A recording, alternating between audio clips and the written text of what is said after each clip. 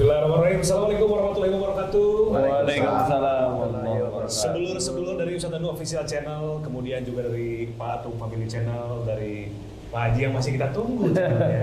Kemarin apa namanya channel itu? Eliza. Eliza. Nanti mungkin teman-teman bisa nonton di channel UHF 38 ya. itu channelnya Indosiar. Ganti di BRI. Konsennya? Ya, alhamdulillah. Patung juga. Alhamdulillah Mas Bobi. Alhamdulillah bisa kita ngumpul lagi, kita bisa ngaji lagi, kita bisa sharing lagi sama guru kita nih Pak Ustadz Danu tentang ya apa saja yang kita jalankan dalam hidup ini, apa saja yang kita pelajari dan apa saja kita coba perbaiki Pak Ustadz ya. Nah, ini saya mau ada pertanyaan buat Pak Ustadz, ada 3 pilihan, yang mana yang paling mendekati menurut Pak Ustadz nih? Kita itu dalam menghadapi hawa nafsu itu harus A. memerangi, B. mengontrol, atau C. kita menghilangkan. Di antara ketiga itu kalau memerangi sama melawan kan hampir sama saja. Yang mana yang paling tepat sebetulnya untuk menggambarkan bahwa ketika ada hawa nafsu itu kita harus yang mana tuh? Memerangi kah, mengontrol, atau menghilangkan? Tergantung kondisinya. Tergantung kondisinya. Iya. Kalau kondisinya itu kondisi biasa seperti ini, ada sesuatu yang harus kita kontrol, nggak melakukan sesuatu kan nggak harus perang. Kita mengontrol dulu aja. Tidak harus berperang. Kita mengontrol dulu. Contoh namanya, kita merencanakan mau ngerjain proyek. Ngerjain proyek. Ya.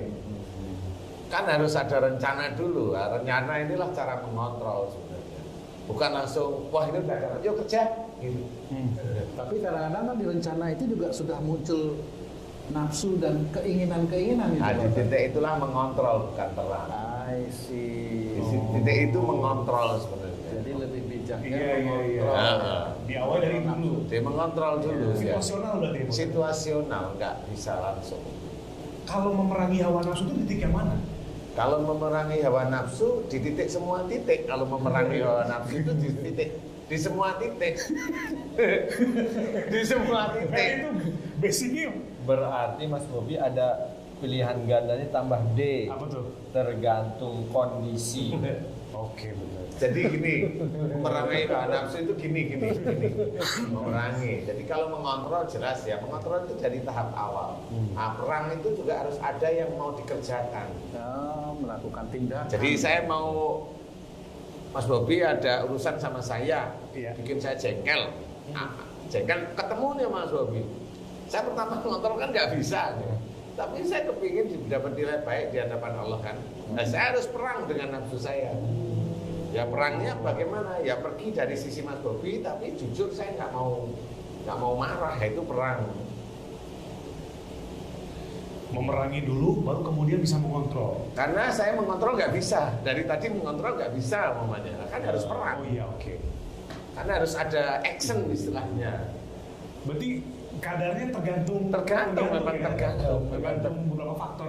Banyak ya beberapa faktor lah ya. Misalkan ada tiba-tiba ada laki-laki telepon istri saya malam-malam misalkan. Dia namanya cowok.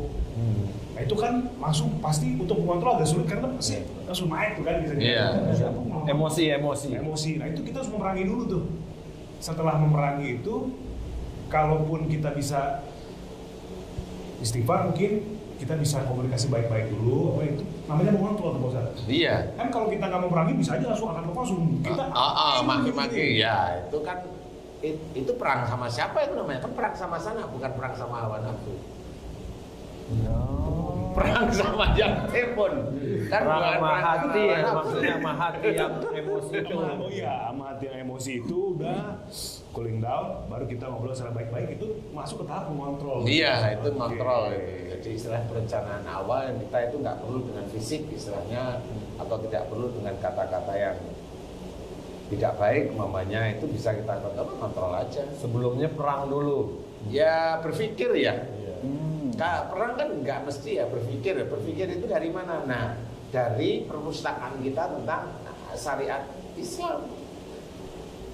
Perpustakaan yang di otak kita, pengetahuan agama kita, ya akidah, akhlak, syariat, dan itu kan yang harus kita lakukan sehari-hari itu. Nah itu yang namanya zikrullah itu dalam bentuk yang nyata. Jadi kan zikrullah itu ada yang bentuk lisan, itu nyata, tetapi masih lisan. Ingatnya kepada Allah itu hanya lisan. Itu nilai pahalanya lebih rendah daripada ingat pada Allah Ta'ala itu, ingatnya itu fisik. Jadi mengerjakannya itu fisik, ingat pada Allah. Maksudnya mengingatnya itu saat diaplikasikan menghadapi sesuatu. Zikrullah itu lewat iya, itu ya, iya. tindakannya begitu. Iya, walaupun secara lisan boleh. Tetapi kalau memang mau memberikan amal soleh yang lebih kepada Allah Ta'ala ya secara fisik seperti itu. Jadi zikrullah tidak hanya dengan lisan, bukan tidak boleh, tetapi niatnya harus lillahi ta'ala, kan begitu. Nah nanti kalau zikrullah niatnya untuk kaya, banyak yang ngajarin zikir tapi untuk kaya, banyak bosan. Iya kan? jadi itu yang menjadikan dia mengerjakan dunia melalui sepertinya akhirat. Terlihatnya akhirat. Itu mata manusia. Tapi di mata Allah, enggak, yang seperti enggak akhirat tetap. Kalau saya tetap lihat itu bukan akhirat. Tetap itu dunia. Apalagi nanti kalau dia mengerjakan sesuatu kelihatan akhirat, tapi untuk duniawi. Nah, baca Quran itu kan sebenarnya kelihatan bisa menjadi akhirat, menjadi pahala sebenarnya. Tetapi kalau membaca itu digunakan untuk nafsunya dia dunia, ya itu tetap dunia, bukan akhirat. Seperti itu. Kalau gini Pak Ustaz, kan ada tuh di Al-Quran surat As-Sad kalau nggak salah. Yang bunyinya seperti apa? Artinya? Intinya itu doanya Nabi Sulaiman lah. Oh. Ustaz. Jadikan aku raja, mungkin seperti itu doanya di Ustaz. Gitu ya. Nah, kan biar lebih enak ya. Iya. Nah ini yang di saya Pak Ustaz kemarin sekalian nih. Saat apa Makanya ini An-Nahl. Sebentar. Apa An-Nahl? Karena memang kebanyakan teman-teman kita itu sudah sering diceritakan oleh dengan para ustadz, para kiai itu juga carilah akhirat. Tapi kadang-kadang yang ngajarin juga dunia, jadi bukan akhiratnya. Iya. Ini Pak di dalam Quran surat Sad ayat 35 Nabi Sulaiman memohon kepada Allah agar dianugerahi kerajaan yang besar dan tak dimiliki siapapun bahkan setelahnya. Ya kan? Rabbi firli wahabli mulka la yambaghi li ahadin min ba'di innaka antal wahhab. Ya Tuhanku, ampunilah aku dan anugerahkanlah kepadaku kerajaan yang tidak dimiliki oleh siapapun setelahku. Sungguh Engkaulah yang Maha Pemberi. Nah, ini Pak Ustadz, kita kalau membaca surat ini cukup mengaminkan saja kah? Atau kita boleh berdoa seperti ini? Nanti kan ini kan doanya Nabi ya. Apakah kita sanggup gitu? Dan udah nggak ada. Nah, ini gimana ini? Dan kayaknya nggak ada setelah ini. Kita kan setelah dia. Iya nggak bisa berarti. Kan itu doanya Nabi Sulaiman pun dipotong, dikunci dan tidak ada orang yang bisa menyamai. Buat apa kita baca itu lagi berarti? Iya benar ya. Itu menjadi pengetahuan. Ya. Ya boleh mengaminkan boleh, tetapi ya itu menjadi pengetahuan. Persoalan kita mau doa seperti itu, ada sih beberapa ustadz yang ngajari doa itu. Kalau saya jangan, itu kan yang berdoa Nabi. Kalau kita masa nggak boleh doa itu dan doa baik dari Nabi. Iya, persoalan beliau itu kan Nabi.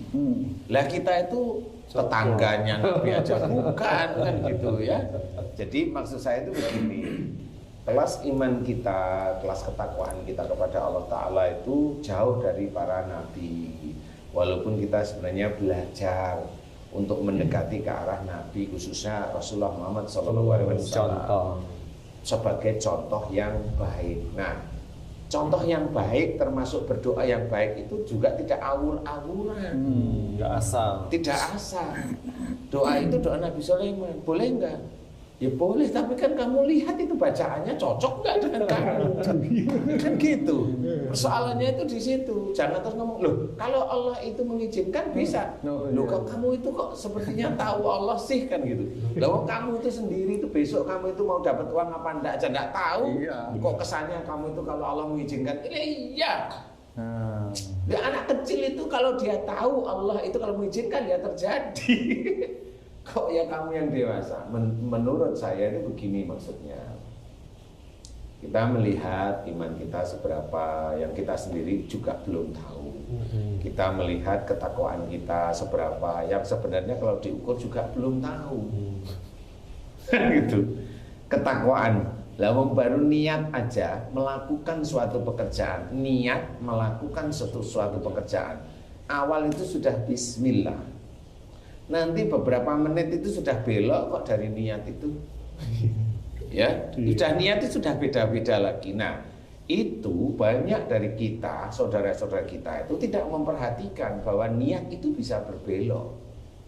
Benar, Bos. Gitu. Nah, niat yang berbelok ini tetap itu dilihat oleh Allah Ta'ala, dicatat oleh malaikat bahwa niat kita itu sudah berbelok. Suatu kesalahan itu Pak Ustadz ya. Ya, kalau itu ya kalau dia mencari surganya ya akhirnya ya menjadi suatu kesalahan. Tapi kalau dia itu hanya mencari duniawi ya menurut manusia biasa ya enggak kesalahan karena itu duniawi. Siapapun boleh. Orang non-Islam pun mencari dunia mah boleh. Adalah kalau kita lihat dari sisi agama kita itu kan rahmannya dari Allah Ta'ala. Sayangnya Allah aja kepada orang-orang yang non-Muslim sehingga dia diberi kesempatan. Nah yang muslim ya harus ngikut di relnya Allah Ta'ala harus ngikut. Jadi kayak doa seperti tadi menurut saya itu terlalu berat gitu. Atau suruh jadi nabi dulu kalau itu kan doanya nabi. Iya. Nabi Sulaiman. Nah sekarang kayak kamu Haji J doa situ ya boleh. Persoalannya itu Allah itu mau ngasih kerajaan lewat mana kan gitu. Kan harus mikir dulu, jangan terus dijadikan gambaran lo. Kalau Allah mengizinkan lo, iya. Jadi ada yang begini, berpendapat begini Pak Ustadz. Ya mungkin saja Allah menyesuaikan dengan kondisi dia, misalkan dia di rumahnya di Cicurug, Kayak komputer aja gitu ya. disesuaikan sama si yang memanjatkan doa ini gitu. Cuman kan, saya tuh saya dulu Pak Ustadz juga. Masalahnya kan Pak Ustadz pernah cerita waktu itu dalam Al-Quran itu ada doa para nabi pernah nggak mengaminkan gitu ya? Iya benar. Terus ada sejarah kemudian ini, ya juga ya kita kan baca aja, nggak ngaminin. Baca juga nggak tahu artinya juga. Iya. Karena baca terjemahannya, pelajaran anggaplah nggak karena kan begini sudah membaca ayat saja sudah dapat pahala kan orang lebih ke situnya sebetulnya. Hanya mencari itu aja. Iya. Padahal kalau saya tambahi setelah membaca ujub riak nggak dia? Itu Lah kalau dia setelah baca ujub sama riak ya selesai. Nggak ada nilainya. Bacanya hanya setengah jam, ujub riak itu berhari-hari loh. Ngapain? Tekor. bacanya cuma 2 ayat, hilang sama aja. Ya Allah, sama ya Allah. seperti itu, makanya itu kita harus hati-hati. Nah inilah yang namanya bertempur dengan nafsu itu. Berdoa seperti ini pun bisa jadi tuh ada nafsu juga. Ada nafsu kalau kita diiming-imingin dengan kerajaan Nabi Sulaiman. Tapi kalau kita baca ya normal ya, beliau nabi, tidak mau dikalahin ya normal, enggak ada nafsu apa-apa. Kita mengaminkan. Pada waktu kita mengaminkan biasa. Nah di titik itulah malaikat itu tahu bahwa kita nggak punya nafsu. Kita mengaminkan doa para nabi di titik itu untuk siapa? Ya untuk diri kita sendiri sebenarnya. Nah doa itu akan berbalik untuk diri kita. Nah kalau dilihat oleh Allah Ta'ala memang kita tidak punya nafsu, ya baru Allah itu memilih. Tuh kayaknya dia nggak punya nafsu tuh, kayaknya nggak teriming-iming dengan doanya. Iya. Nah di situ mulai itu Allah memberikan jalan. Nah memberikan jalan disitulah muncul bahwa oh ini kayaknya petunjuk dari Allah Ta'ala. Dia tersambuti. Kok tersambuti sih?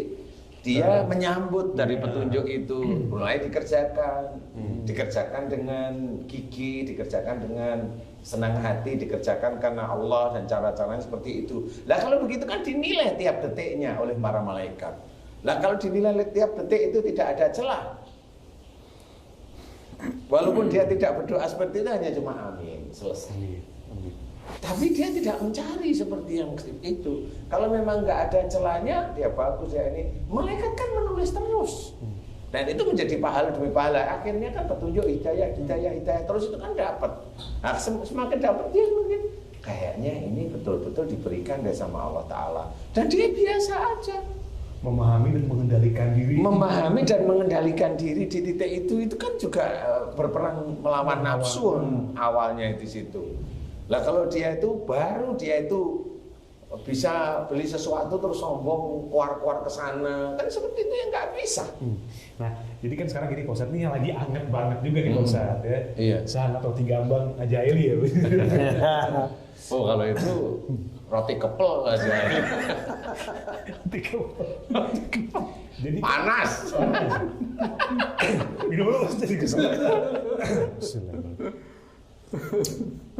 Jadi sekarang ini kan lagi tren tentang ada salah satu bagaimana orang mendapatkan uang itu lewat ada namanya trading gitu mungkin udah pernah dengar ya. Ini kan lagi rame nih kemarin. Jadi apa trading itu? kayak Jual beli. ya kayak gitulah ya Trading. Nah ini kan lagi rame banget nih bahwa jadi dari pihak trading ini ada namanya afiliator yang mengajak orang-orang untuk join di sistem tersebut gitu ya. Nah salah satu afiliatornya ini Pak Ustadz itu dia bener-bener kan di sosial media tuh kan semua orang tuh kan melihat tuh hanya sebatas frame kan gitu ya. Hanya sebatas kita melihat di aplikasi itu kan gitu. Dia mungkin beli mobil jam 3 pagi karena nggak bisa tidur iseng beli mobil gitu kan, itu kan semua divideokan dan dijadikan konten. Akhirnya kan orang ada yang tergiur, pengen, ada yang termotivasi gitu ya. Nah sampai akhirnya begini, ada juga orang yang menghujat juga, wah pamer nih gini, nanti kalau dimiskinin sama Allah bagaimana kan gitu. Dia jawab itu lewat video, dia jawab begini, nggak mungkin lah saya dimiskinkan sama Tuhan. Tuhan juga bingung mau memiskinkan saya. Tuhan yang mana itu maksudnya itu? Ya mungkin kan, ya anggaplah Tuhan dia gitu ya. Saya juga nggak tahu agamanya apa gitu. Nanti kalau misalkan saya mau dimiskinkan karena kesombongan saya tinggal beramal lagi. Nanti Tuhan bingung. Nanti saya dikasih lagi gitu tuh. Ada bahasa, nah gini, bahasa-bahasa seperti itu karena orang melihat bahwa ini orang memang dilihat di sosial media kaya ya, patung ya, mobilnya banyak, mewah, banyak banget. Dengan dia berkucap seperti itu kan itu jadi namanya juga influencer ya Pak Ustadz ya. Itu kan bisa menjadikan bahan pemikiran untuk orang-orang gitu. Maksudnya orang bisa pindah ke Tuhannya dia gitu. Bisa begitu. Kok enak gitu Tuhan teratur Bisa ngikutin pahamnya. Atau jadi gini, ini mau pamer aja. Kalaupun misalkan memang saya dinilai sombong dan Allah mungkin mau membuat saya drop gara-gara kesombongan saya, ya saya tinggal beramal lagi aja yang banyak. Nanti kan Allah juga bingung. Bingung nih, dimiskinin deh. Gitu loh Ustaz. Nah, ini nggak berapa lama akhirnya yang bersangkutan terbongkar lah. Jadi banyak yang laporin pengikut-pengikutnya itu bahwa ini semua adalah alam seperti apa, akhirnya dia diciduk. Hartanya semua masuk penjara nih. Gitu. Okay. Ditelisik semua. Nah ini juga bagian dari nafsu Pak Ustadz ya. Itu kan teorinya dia sebetulnya menurut saya. Kalau misalkan Allah begini, saya tinggal ini, itu kan teori dia sebetulnya. Iya. Bagian dari hawa nafsu. Nah sebetulnya itu termasuk menantang nggak Pak Ustadz? Dengan berbicara seperti itu, menantang Allah nggak tuh Pak Ustadz? Allah bingung gitu. Gimana itu? Itu dia itu kali bapaknya Tuhannya dia kali. Kalau saya mikirnya seperti itu dari cerita ini, karena dia tidak tahu kalau kita bilang Allah itu satu. Kalau Tuhan banyak, Tuhan dia itu ya mobilnya dia, Tuhannya dia. Tuhannya dia ya pacarnya dia itu kali kalau punya pacar. Tuhannya dia itu ya bisa netizennya dia itu ya. Tuhannya dia yang dia cari-cari sebenarnya biar dia kaya. Nah, selama ini memang orang itu yang dicari itu adalah orang yang kaya. Dan gimana caranya kaya itu dengan cepat. Sebenarnya masalah ini juga di dalam agama kita itu diajarkan oleh Allah Ta'ala. Kenapa orang itu diceritakan dalam Quran, dalam surat Al-Jum'ah umpamanya, kan diceritakan itu bagaimana kita seorang manusia muslim untuk mendapatkan rezeki. Kita itu selesai sholat disuruh untuk bertebaran di muka bumi untuk mencari fadilah atau rezeki Allah. Kan sudah dijelaskan. Fa idza qudiyatis sholatu fantasiru fil ard wa fatahu min fadlillah.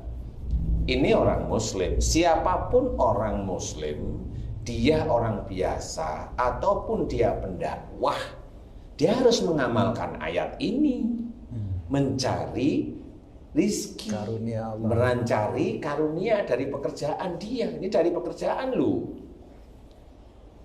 dari pekerjaan. Nah, dari pekerjaan ini nanti kita lebih detail lagi. Pekerjaan yang niatnya harus lillahi ta'ala, pekerjaan yang halal, pekerjaan yang tidak merugikan orang lain. Kan seperti itu. Itu pun harus kita ini. Lalu kita mengerjakan sesuatu yang halal, yang baik, itu pun agak susah ya. Susah juga, banyak yang susah untuk mensikapi atau mengerjakan. Ya, kalau dibilang susah, kalau saya melihat kan tidak semua orang itu susah karena pekerjaannya. Bisa aja karena memang imannya kurang kuat kepada Allah Ta'ala, amal solehnya juga kurang kuat kepada Allah Ta'ala. Kemudian pada Allah Ta'ala sendiri pun dia nggak yakin bahwa Allah itu maha memberi rezeki, itu dia tidak yakin. Tidak yakinnya kenapa? Makanya dia ingin rezekinya banyak, itu malah ngamal-ngamalin ini. Nah, dia nggak yakin sama Allah Ta'ala. Kalau Allah maha memberi rezeki itu nggak yakin. Kalau baca itu sudah dianggap nanti dapat rezeki banyak atau sukses. Enggak, bukan itu. Kalau yang dibaca Quran itu petunjuk. Quran itu petunjuk, jadi kerjakan. Jadi bukan dalam mencari rezeki itu untuk mendapatkan uang itu mengamalkan surat tadi. Faidah qudiyati sholatu fantasiru fil ard. Dibaca berkali-kali. Faidah qudiyati sholatu fantasiru. Kan bukan begitu gitu loh. Kan kita juga harus mikir gitu loh ceritanya. Ini kan petunjuk, ayat Quran itu petunjuk. Petunjuk untuk menjadikan kita itu berpikir harus apa yang kita lakukan, kan seperti itu. Kalau mamanya Allah itu dalam Quran itu menceritakan fa'fu anhum, artinya maafkan mereka. Kok maafkan mereka itu maksudnya apa ya? Wastaghfir lahum, mohonkan ampunan dosa mereka. Ini maksudnya apa ya? Kan gitu. Kalau maafkan mereka di titik seseorang yang disuruh memaafkan orang lain itu berarti orang yang disuruh oleh Allah Ta'ala itu yang tidak salah. Oh, memaafkan. Jadi dia yang tidak salah didolimi, Allah menyuruh maafkan mereka. Nah, baru orang yang tidak salah itu tidak emosi, tidak marah gitu loh ceritanya. Yang tadi itu hanya lihat kok nomornya cowok, kan maunya marah. Padahal kan umpamanya Mas Bobi merasa didolimi, kan jangan marah dulu, maafkan dulu, tenangin dulu, nanti ditanyain, kan gitu kan. Maafkan, kalau itu sudah bentukannya kedoliman, ya maafkan. Walaupun dia tidak minta maaf, nggak apa-apa, maafkan aja. Persoalan dia itu nanti kita maafkan, belum tentu dosa dia itu sebenarnya diampuni oleh Allah Ta'ala. Tetapi kita itu lulus di ujian kita itu didolimi, itu lulus malah. Ikutin dulu. Persoalan orang yang dolimi itu dia maafkan, tapi orang itu berarti dosanya hilang. Enggak. Dosanya masih. Tapi untuk orang yang didolimi dia memaafkan, lulus kamu. Jangan dia yang berbuat dolim, kemudian ada orang yang mempolitisir kedoliman, dia merasa didolimi lagi. Lu kan lucu jadinya. Lu kamu yang dolim, ada dipolitisir sedikit, kok kamu merasa didolimi? Gimana sih? Lah iya, kan nggak bisa seperti itu. Yang akhirnya dia berdoa, ya Allah aku didolimi. Lah malaikatnya ketawa, kamu doa kayak begitu nggak akan diterima oleh Allah Ta'ala, hanya didengerin aja. Lah seperti itu nggak bisa. Nah inilah sebenarnya Quran itu petunjuk bagi kita, sehingga kita harus paham kita mau melakukan semua kegiatan di dunia ini betul-betul untuk dunia, atau kita tinggalkan akhirat jadi dunia semua. Nah ini Mau cari uang ya dunia semua. Lah kenapa? Enggak bismillah. Kemudian nyenggol kiri, nyenggol kanan. Ada kesempatan ambil. Ada ini bohong, ada ini bohong. Begitu. Lah kenapa? Karena memang orang itu ya dunia itu yang dia cari sebenarnya. Pak Ustadz, tolak ukur bertebaran di muka bumi untuk mencari karunia Allah ini sebenarnya yang seperti apa itu ya Pak Ustadz ya? Saya kasih contoh seperti gini. Saya pernah mendengar ada si fulan dia berjualan nasi goreng misalnya. Itu dari bertahun-tahun kerjaannya dia ya jualan nasi goreng itu. Nah saya pernah mendengar ini dari YouTube lah juga itu rezekimu sudah dicatat di kota A. Jadi si fulan harus pergi ke kota A supaya dia bisa mendapatkan lebih rezekinya. Apakah yang seperti itu atau sebenarnya apa tolak ukur bertebaran di kalau muka ada bumi? orang yang ngomong rezekimu nggak di situ di kota A, yang ngomong itu adiknya Tuhan dia. Ya. Yang ngomong itu adiknya Tuhan, saya bilang. Dapat bocoran Ustaz. Dapat bocoran dari Tuhan. Nah itu yang ngomong itu nggak boleh ngomong seperti itu. Benar. Dia meyakini atas otaknya dia sendiri, nggak boleh. Saya aja nggak berani ngomong seperti ini. Dia merasa dia Tuhan. Bukan begitu mengartikan apa namanya ayat Quran. Bertebaran. Wa fis sama'i rizqukum. Itu enggak seperti itu. Di langit ada jalan rezekimu itu bukan langit Jakarta, langit Medan, langit. Kan enggak juga. Langit Medan dia dapat rezeki. Tak taunya dicokok di Jakarta. Atau di mana? Ngomong apa coba? Kalau ada yang nambahin begini Pak Ustadz, kok kenapa misalnya gini, kamu tuh kayaknya kurang cocok tinggal di daerah Bogor. Mungkin dia punya sesuatu ya dalam dirinya ya. Kamu kayak cocok tinggal di daerah Rawasari misalkan. Oh kenapa begitu? Kan Rasulullah aja hijrah dari Mekah ke Madinah. ada. Tapi kan bukan dari Bogor ke Ramasari gitu kira-kira gitu ya. Maaf. Ya jangan gitu. Hijrah dari istri pertama ke istri kedua, carilah istri sana gimana? Janganlah. Hijrah itu dibuat seperti Nggak itu. bisa analogi maksudnya. Tidak bisa. Kalau orang kamu nggak cocok di sini, cocoknya di sini. Itu dia bermain Tuhan-Tuhanan dia. Orang yang meramal pintumu itu begini, nanti rezekimu itu orang gitu. Tuhannya dia pasti patung ya. Iyalah. Bukan patung ya. Bukan patung. Kalau bentuk, nah ini sekalian ya. Kalau bentuk mendesain rumah itu sebetulnya boleh nggak kita kayak misalkan kalau orang-orang desain interior ya. Ini kayaknya nih struktur rumahnya asik nih pintunya nanti begitu kayak sekat dulu kan begitu. Kayak sekat dulu terus ngeblong mantok Mas gitu kan. Nah, itu sebetulnya ada nggak ilmu yang diperbolehkan dalam Islam untuk menata ruangan seperti itu atau memang ya hanya estetika aja? Boleh menata ruangan untuk estetika itu boleh, untuk kesenangan boleh, kesenangan yang menuju ke arah Allah boleh. Itu kan duniawi, tapi mau menuju mana nih kan gitu. Kalau seseorang itu biar nanti itu kalau rezeki itu ketangkap di titik ini lah, itu kan sudah ngatur Allah itu. Dengan rumah, emang Allah bisa diatur dengan pintu rumah, ngantong dan sebagainya. Itu kan orang bukan orang pinter beragama dia. Coba sekarang kalau dia itu pinter nih, orang yang ngomong itu pinter ya, kaya nggak orang itu? Malah kerja. Saya malah tanya seperti itu. Kaya nggak orang begitu? Kaya nggak? Kayak ngapusi. Kaya nipu, biar dia itu dipercaya. Karena yang tanya itu orang yang punya perusahaan gede. Dia itu udah seneng, wah jangan begini-begini. Lihat aja dulu kehidupan dia, bisa ngomong nggak? Iya sih. Lah iyalah, ya begitu itu. Kalau saya mah ketawa, sebenarnya kalau rumah yang Islami yang jelas bagaimana kita itu di keluarga itu bisa berkumpul, anak tidak individual, itu bagaimana jangan menaruh TV di kamar anak-anak, itu kan jelas. Jadi bagaimana? Iya, ada pola. Bagaimana? Iya, jadi kamar nanti anak-anak, momennya yang belum nikah, kamar itu jangan ada kamar mandinya. Nah, kenapa Pak? Lah karena dia harus rajin mau keluar mau masuk itu harus rajin keluar. Ya masuk. sering interaksi ya. Bisa ada interaksi keluar itu ada yang di luar nyapa gimana lah seperti itu. Nah, itu sama seperti itu. Nanti bagaimana ruangan itu bisa dibikin ada ruang tamu, di situ baru ada TV 1.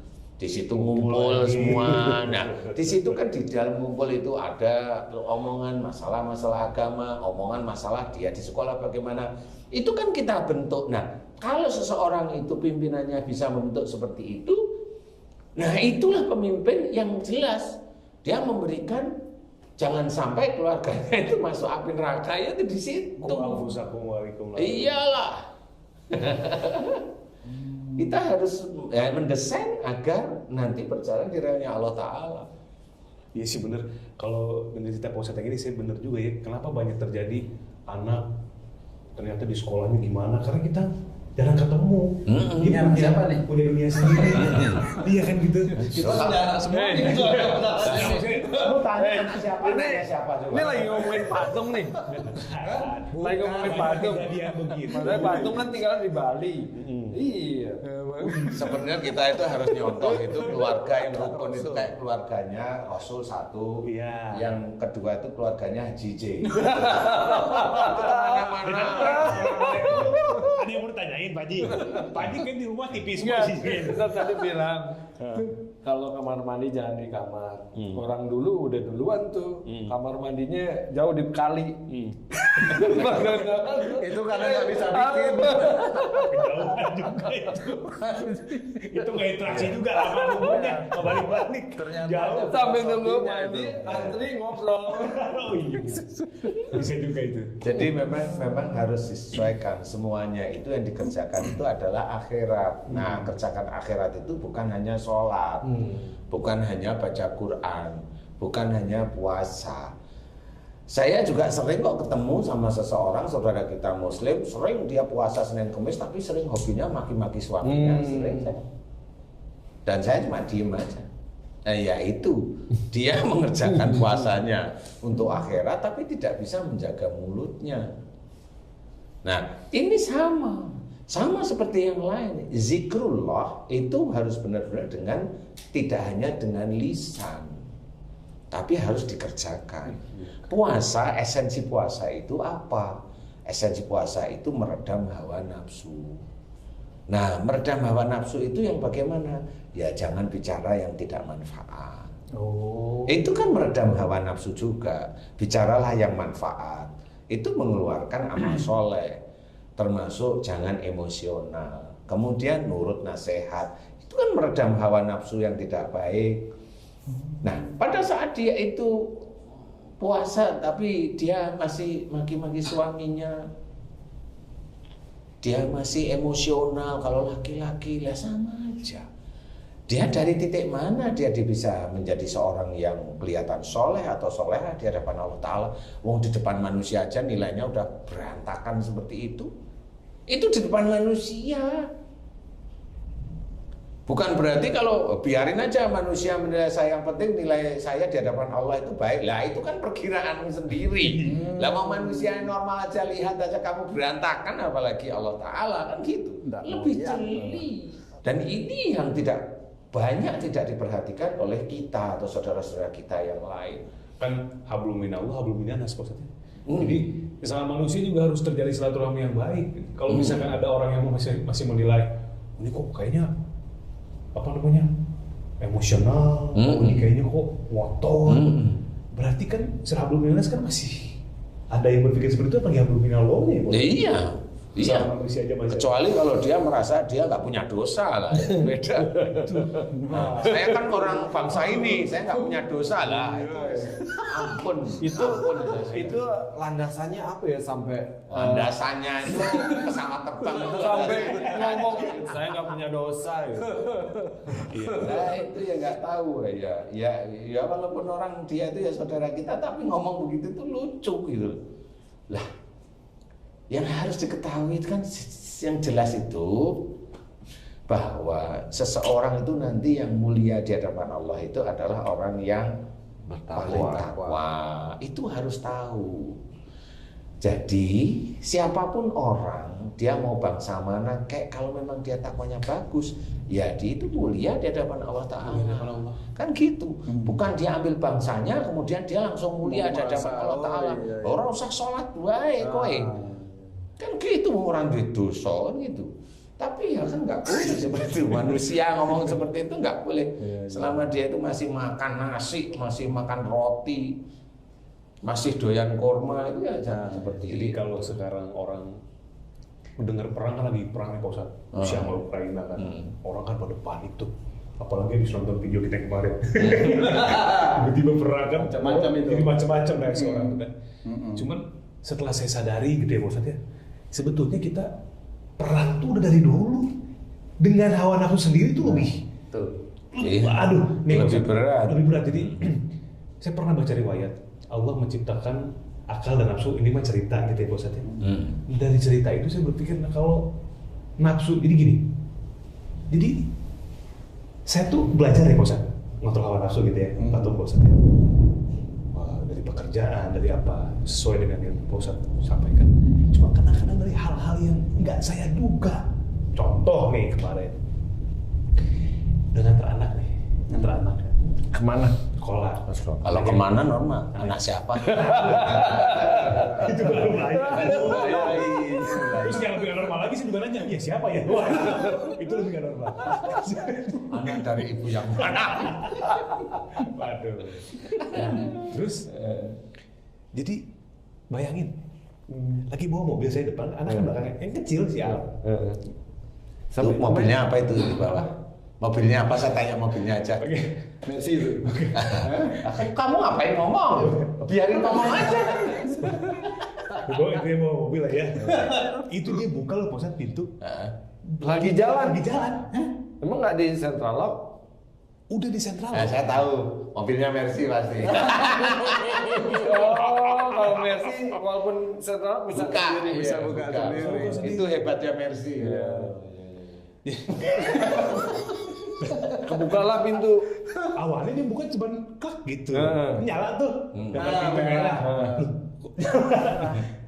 Saya pikir dulu dong. Saya kasih tahu pelan-pelan tuh. Jadi saya ngerasa gini Pak Ustadz. Jadi ada sesuatu yang saya tahu ada sesuatu di sini tuh yang kayak apa ya? Dia kayak mengendalikan, mencoba untuk mengendalikan sesuatu yang mencoba untuk mengendalikan gitu. Tapi saya berusaha untuk jangan sekarang masih 5 tahun kan, udah mau 5 tahun. Jangan ya, awas nanti ada ini loh ini. Batu. Tiba-tiba arah mau pulang sekolahnya nih.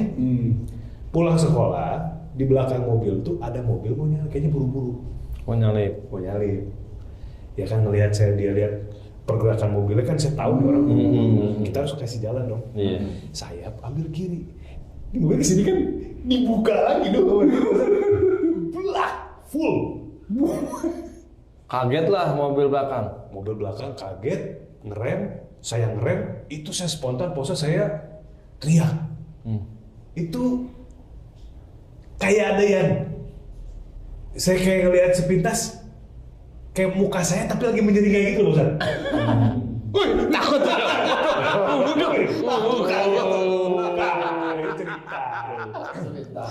Menyeringai.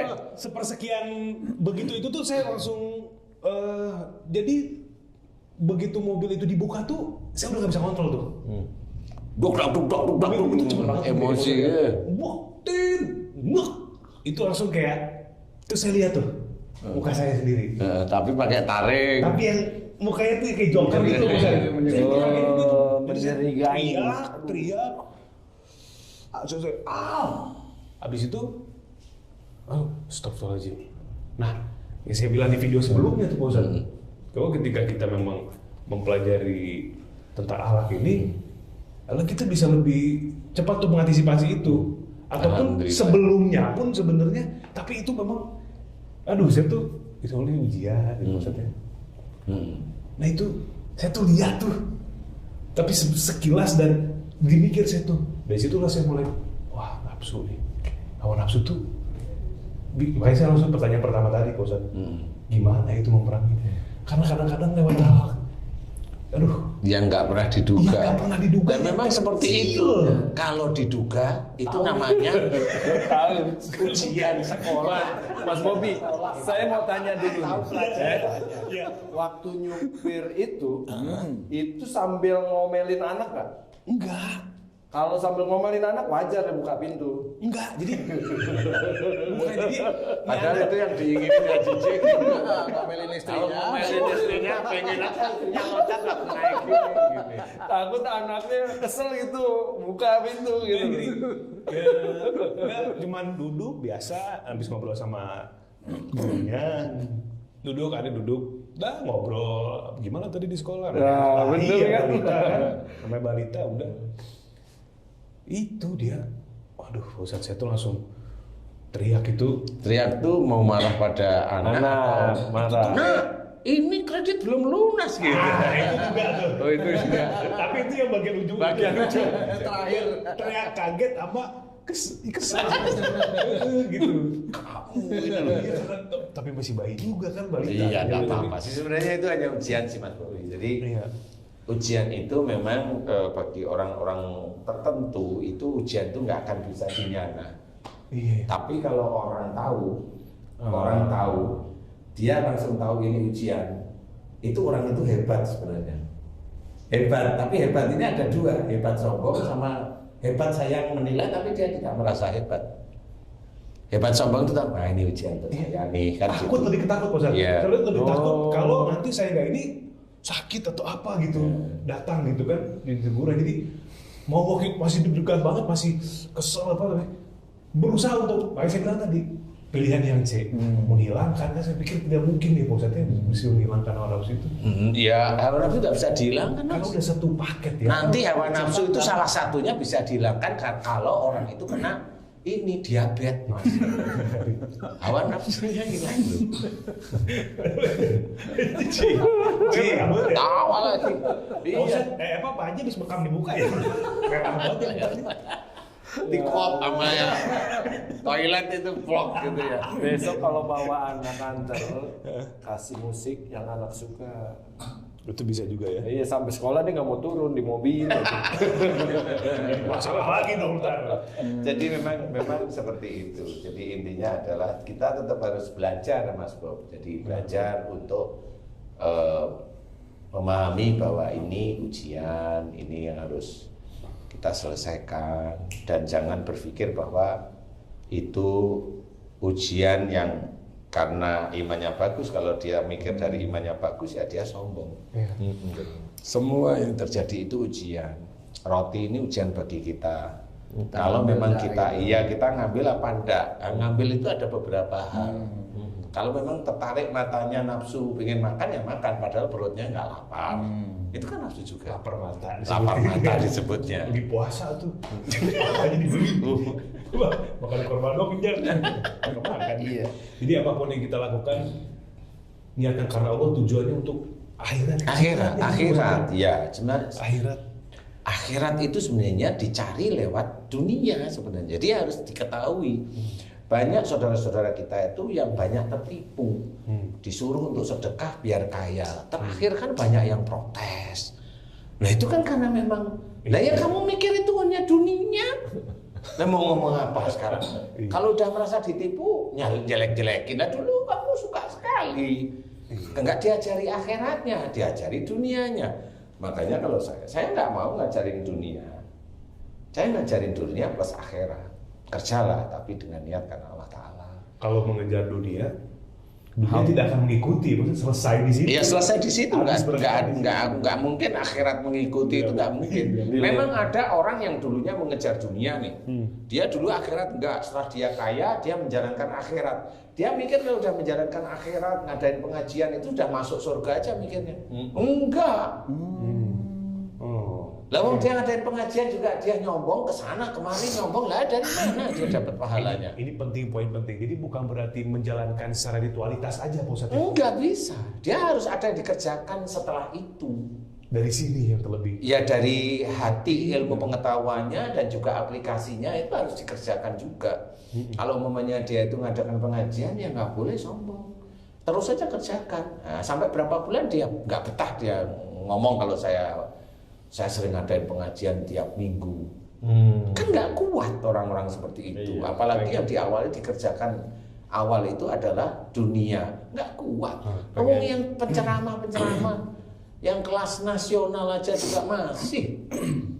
Saya itu sekolah di sini, saya sekolah di sini, saya sekolah di sini. Awal-awal itu kan ngapain dia cerita? Ceramahnya kan nggak perlu sekolah.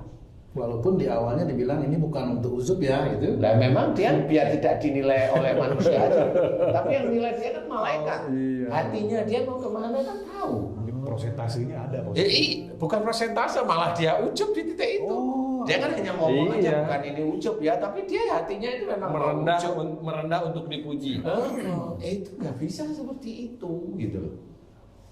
Hati itu susah sebenarnya. Hati itu susah untuk tidak ujub ria itu harus berantem beneran di titik itu. Susah Pak Ustadz. Wong punya istri mamanya cantik aja, waduh, kalau ngomong kemana-mana. Tapi itu yang cantik aja suaminya susah. Apalagi suami yang istrinya nggak cantik. Ujiannya nggak banyak, Ustaz. Ujiannya nggak banyak. Maksudnya gimana? Tadi kan Ustaz bilang, Ya. kalau istri cantik ujiannya banyak. Kalau istri nggak cantik ujiannya nggak banyak dong berarti. Yang mana? Sebenarnya saya akan nyanyir ya, sudah maaf ya. Saya bilang nggak cantik itu bukan karena saya merendahkan ya. Umpamanya dilihat secara umum itu kurang namanya. Itu saya tetap ngomong loh, sudah kurang. Hobinya dia tuh nyuruh suaminya ngepel, nyetrika sejak kapan? Sekian puluh tahun. Minum. Jadi hidupnya kok jadi Minum panas dulu, sih? minum. Ya. Saya juga harus diam dulu nungguin. Nah, sebenarnya istri yang seperti itu tetap menurut saya manfaat dunianya, ngetes suaminya. Sabar nggak? Sebenarnya suaminya nurut tapi ya nggak sabar juga sebenarnya. Ya, suaminya nggak lulus. Di akhirat istri yang seperti itu yang manfaat. Untuk apa yang diharapnya? Untuk kayu bakar neraka sebenarnya. Ustaz. Loh iya nanti dulu ngerti nggak Ci? Iya benar. Haji ngerti nggak? Manfaat di akhirat sebagai kayu bakarnya neraka. Orang itu juga dimusuhin di neraka, Ustaz, sama teman-temannya. Karena apinya nyala mulu. Akhirnya nggak habis-habis teman makan. Iya, jadi ini harus gitu. Kan bener ya, dia manfaat. Yang neraka paling atas nggak bisa. Jadi kalau ini hanya kelakar, tetapi kelakar agar orang-orang yang hobinya nyadar, nyuruh suaminya begitu tuh nyadar, gitu loh. Masih untung suaminya itu nggak pengen nikah lagi. Coba kalau nikah lagi coba, kan dia tangisan Bombay nanti dia ya. Kenapa Bombay, Ustaz? Karena orang Bombay itu ketawa aja seru, apalagi nangis gitu. Jadi gimana caranya mengejar dunia supaya akhiratnya ikut, Pak Ustaz? Ya memang mengejar dunia, dikerjakan dunia, tapi tetap dengan ingat pada Allah. Nah itu tuh simpel. Wadkurullaha katsiran la'allakum tuflihun. Jadi banyak-banyaklah ingat kepada Allah. Itu ingat menjalankan sesuatu di dunia itu ingat kepada Allah. Ingat kepada Allah itu berarti ingat Quran. Ingat Quran, ingat petunjuk-petunjuk Allah. Walaupun ketika kita melakukan bismillah karena Allah nafsu itu selalu mengintai. Setiap detiknya. Itu usahanya di situ. situ. Nah, itulah perang terhadap hawa nafsu. Itu dia. Bukan di titik mau nyuri nih, enggak jadi. Enggak, bukan yang itu di titik itu. Bukan di titik itu saja maksud saya. Tapi di titik-titik yang biasa tetap harus kita harus pahami bahwa mengejar dunia itu ya mengerjakan dunia, tapi ada Allahnya di situ. Bukan hanya cuma bismillah, tetapi niatnya dibangun terus. Jangan sampai niat itu menyalahi aturan-aturan Allah, menyalahi aturan-aturan yang dalam hadis dan sebagainya. Itu sehingga disitulah dunia untuk akhirat itu. Jadi bukan dibalik sedekah. Lihat kan sedekah itu kan akhirat. Tapi biar apa? Biar kaya lu kan drop jadinya. Ya itu nggak ada nilainya di hadapan Allah Ta'ala. Apa karena mungkin yang nyata itu dunia gitu, Pak Ustaz? Akhirat kan Gaib. Masih Ya. gaib. Iya. Tetapi ya sama seperti jin, kata jin itu gaib. Iya, tetapi bagi orang yang melihat jin itu ya nggak gaib, biasa aja sebenarnya. Bagi orang yang mengenal Al-Quran dengan fasih, dia tahu Al-Quran itu sebenarnya nggak gaib. Kenyataannya sehari-hari itu bisa dilihat. Dia baik dengan orang, dia baik dengan ini, itu kelihatan, dia bisa merasa, oh iya ya, saya dimudahkan terus sama Allah Ta'ala. Kan seperti itu. Kan ini yang harus kita ketahui, bahwa dari situ itu terus diolah terus menerus. Wong kita itu nggak berbuat, bukan kita. Wong ada dan banyak orang yang tidak berbuat baik kepada orang lain, tapi dia itu tetap aja dikasih sesuatu oleh Allah Ta'ala. Umpamanya orang nih di BUMN yang memang berhubungan dengan proyek. Lu itu kan di situ itu sudah ada lari ke arah nanti kamu ngasih sekian M. Kan sudah jelas itu. Nah ini dia tetap dia ngomong dengan anak buahnya di kapronya biasanya. Itu kan ada yang diceritakan. Tapi dia diam aja, sholat aja tok. Allah. Dia. Alhamdulillah. Itu Kan gitu. itu jadi mengesahkan keinginan dia atau sebenarnya jadi malah mendurhakai dia sendiri, gimana? Lah, itulah orang yang dia mau menipu Allah maksudnya. Dia kan ngomongnya bisik-bisik, nanti dimar. Allahu Akbar. Kencang sekali dia. Kan memang benar harus sholat, harus berusaha, harus Bisa nyuri itu ya. Maksudnya jalannya beda-beda gitu. STMJ itu Pak Haji. Nah, Sholat kebanyakan terus, kan sholat jalan. ibadah terus.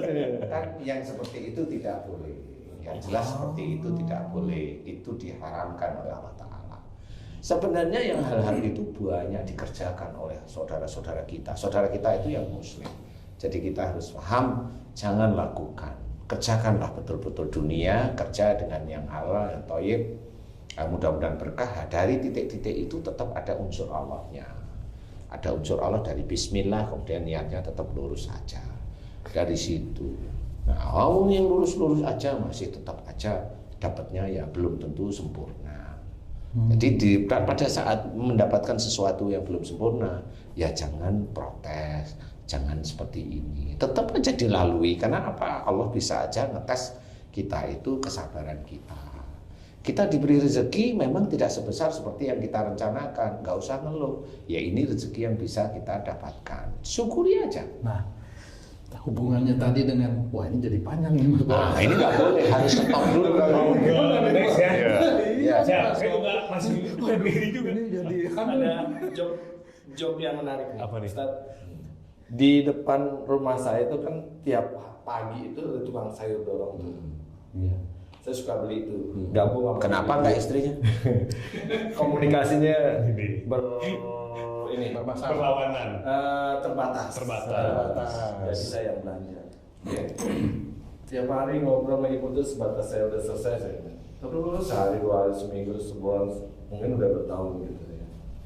Suatu saat saya lagi beli, salah satu ibu yang tiap hari ketemu itu bilang, Pak Haji, saya sering dari dulu tuh sering nonton YouTube Pak Haji loh sama Pak Ustadz Danu katanya. Terus?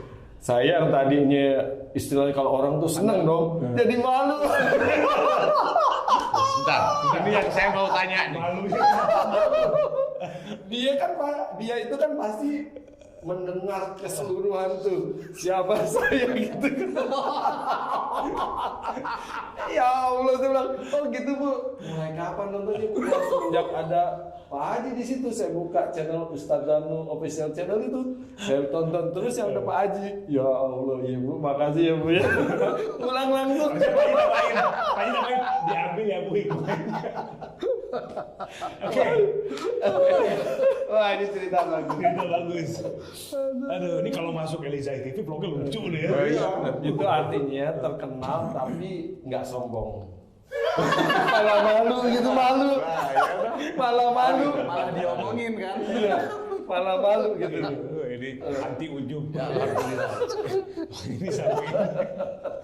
Baik, saudara channel dari Batu Family Channel, Pak DJ, alhamdulillah sudah tadi ini part 1 ya. Nanti kita akan lanjut lagi. Ini memang pembahasannya memang panjang karena memang hawa nafsu ini selalu saja ada pada diri kita tuh setiap tarikan nafas. Jadi memang Di setiap perbuatan. Setiap perbuatan. Jadi apapun yang terjadi itu pasti disebabkan oleh hawa nafsu kita. Baik itu yang positif maupun negatif, semua pakai nafsu ya. Tinggal diarahin ke yang mana nih, gitu ya.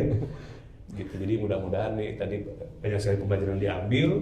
Nanti kita akan lanjut lagi di Karena tadi itu menggelitik tuh Mas Bob. Yang mana tuh? Kan orang itu banyak mengejar dunia melupakan akhirat. Nah, Padahal itu. dia sholat, padahal dia bayar Bayar zakat, zakat. padahal dia sedekah katanya supaya rezeki yang dia dapat dari itu Dan sedekahnya itu halal gitu. Gitu ya. Itu kan menarik itu. Iya, menarik. betul. Nah, nanti kita bahas lagi nih. Dulu biar Apa sholat niatnya lila mau lillahi Allah ta'ala. tapi niatnya dunia gitu. Nah itu. Jadi masih akan ada kelanjutannya. Pak Haji juga tadi dengan ibu-ibu yang sayur itu yang nanti akan lanjutannya lagi. Cukup menggelitik gitu. Cukup menggelitik. Jadi kita lanjut di video selanjutnya. Assalamualaikum warahmatullahi wabarakatuh. Waalaikumsalam. warahmatullahi wabarakatuh. Aduh.